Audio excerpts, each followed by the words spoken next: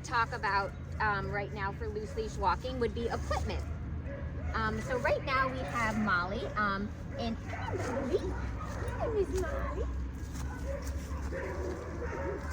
I have her in a martingale collar. If you can see, I'll get a little closer to the camera. It's a collar that adjusts right to the width of her neck here.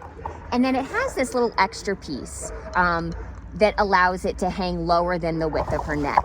If she goes to pull, it's gonna tighten just to the width of her neck and then let her know that she needs to come back and check in with me. The martingale collar is also great for if a dog gets scared and tries to retract out of the collar. That piece tightens up and it doesn't let their neck slip out of the collar. So this is a nice option instead of a harness, a martingale collar. And then you want a leash that is a 6-foot leash. I noticed your leash doesn't have a really solid handle. You want to make sure you have a really good handle on that leash. So what you're gonna do is put the leash, if you're gonna walk Molly on the left side, you're gonna put the leash handle in your left hand and keep Molly on the right. And I'm gonna treat Molly with a treat, mark her every time she's within 2 feet of me, and then give her that reward. So we're just gonna start walking. As soon as she checks in with me, I'm gonna mark that with my click and my yes and give her that treat. Yes.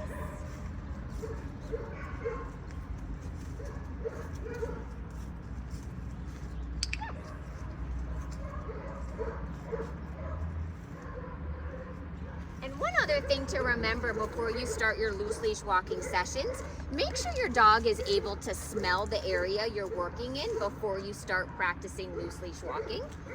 Our dogs get a lot of information from smelling, and they collect a lot of useful tools that can help them in their walk. So if we deter them from doing what they do naturally, they're going to be turned away from wanting to do those walks. So let them smell the area first and then start your training.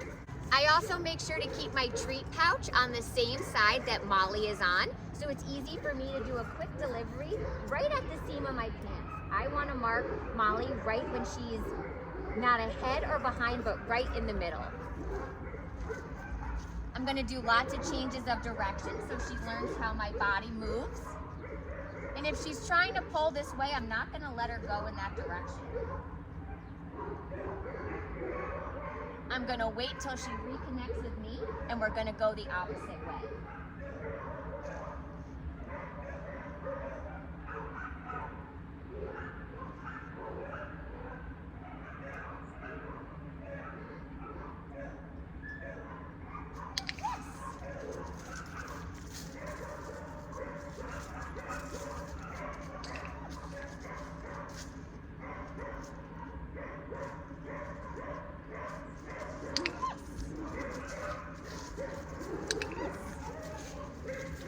So I'm doing a lot of frequent rewarding at first. I want her to know the most important thing is hanging close to me.